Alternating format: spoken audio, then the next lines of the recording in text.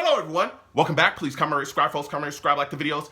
Also share the videos. I want to thank everyone that does like, watch, and share my videos. You folks are the absolute best. Listen, folks, there's a link tree down below. Has links to all of my social media platforms. Please go down there, follow me across all my social media platforms, and talk to me because I'll talk back. Also down there as well as links to all of my YouTube pages. Please go down there, subscribe to all my YouTube pages, and turn on your notifications so when I post content, you folks will be in the know. Listen, folks. Tuesday at 7 p.m. Eastern. Woo! Tuesday at 7 p.m. Eastern, we'll be doing a live radio show. We'll be talking about the Jets. We'll be talking about camp, rosters, all that stuff, okay? Right here on this channel, live radio show. Call in. I take live callers. I love going back and forth with you folks about this football team. Now, with that said and done and put to the side,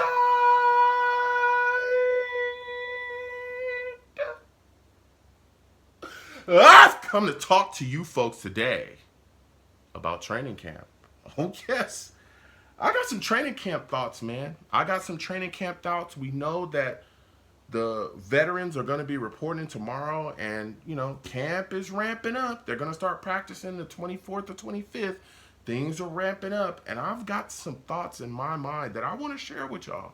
And I want to get y'all thoughts about this as well. Put your thoughts in the comments down below. Subscribe if you haven't already. Hit that notification bell and give the video a thumbs up, all right? Now, I'm going to start with this, okay? My first thing when I was thinking about camp, of course, again, vets reporting tomorrow on the 23rd. Will Haason Reddick show up to camp? That's a big question. It's a big question, man. It's a big question. And, I mean, I don't know. Do you know? If you do, put it down in the comments, right? Listen, Haason Reddick, since we traded for him, we knew that there was contract issues between him and the Philadelphia Eagles. They were willing to move on. They grabbed Bryce Huff off that free agency list so fast it was ridiculous. He was an Eagle before he even knew it. He had an Eagles jacket and he was in Philly before he could finish blinking his eyes. Well, we make the move for Haason Reddick. We bring him into the building. And this has gone left. He didn't show up to any of the voluntary stuff. Okay, cool, right? Everybody was like, all right, cool at first. All right, no voluntary stuff. You know, we would have liked them to show up, right? But okay, cool, you didn't show up. All right, cool. Then we get to the mandatory mini camps and everybody is like, oh, surely he'll show up to that, right? He'll show up to that mandatory stuff. He didn't show up to that either. And it's been made pretty clear that he's looking for a new contract. And it's also, you know, kind of been put out there that, you know, he understands the leverage that he has. And it's real because let me tell you something. There's no Bryce Huff to fall back on here. He is gone. If Haason Reddick, if this drags out into the season and he doesn't report to camp and he's just not going to be here, the only other proven pass rusher that the New York Jets have currently on the roster, proven, is Jermaine Johnson. That's it. John Franklin Myers is gone. Those guys are gone. Okay?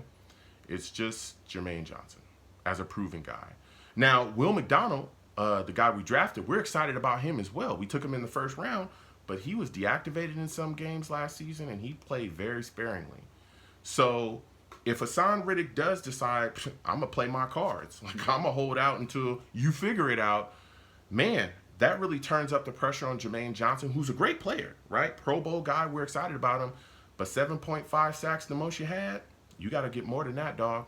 You got to have double-digit sacks in a Super Bowl or bust season, which a lot of Jets fans are screaming. And then the pressure on Will McDonald ratchets up crazy. This guy is going to have to step in and really do his thing in a big season with big expectations where the lights are going to be the brightest. He's going to have to step in and have a double-sack season as well and really put some things together. So it's going to be very interesting to see how this plays out. We'll see if he reports. Again, he's looking for a new contract. And he knows his worth. I mean, Haason Reddick is a great pass rusher. We all know that. I think 4 years he's had double-digit sack seasons, the last 4 years in a row.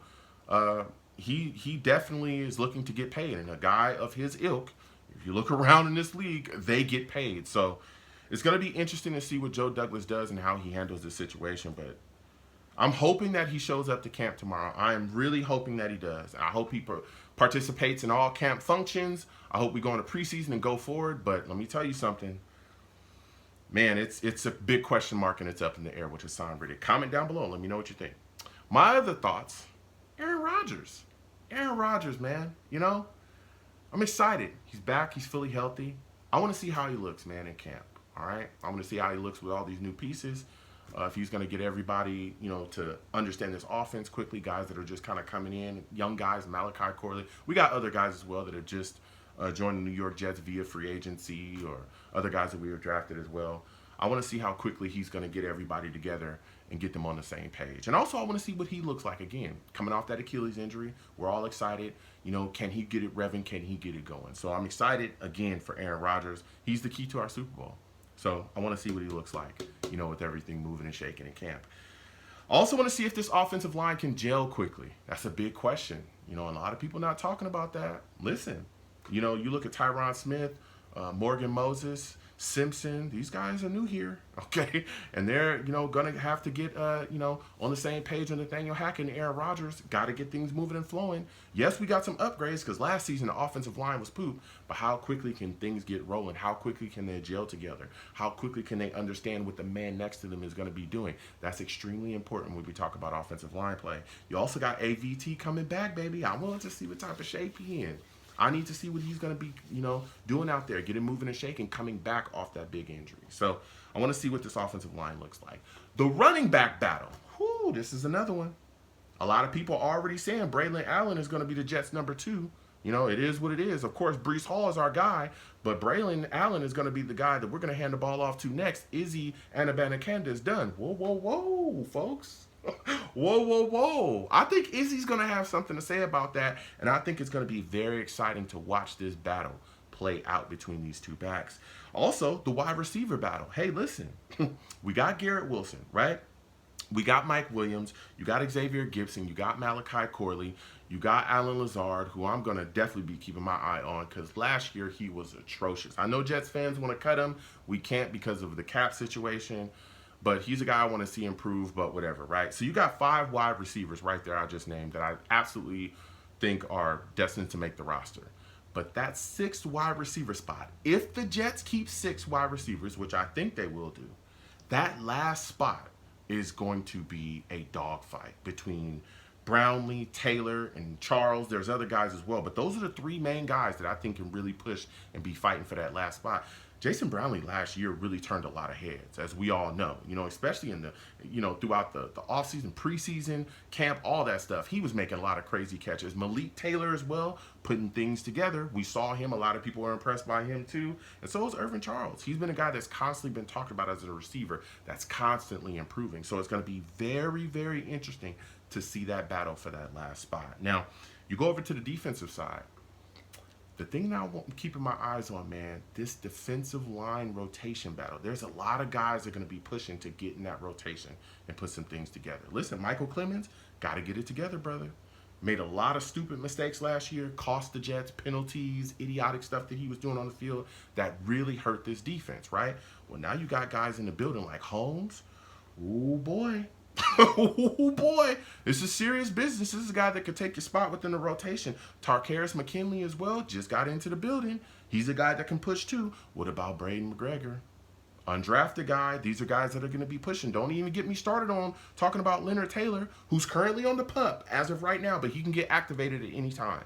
But Leonard Taylor is a guy that a lot of people are talking about really making an impact in this New York Jets defensive line rotation and really pushing. He was a guy that was highly touted at one point in his collegiate career, okay? A lot of people had a first-round grade on him at one point, okay?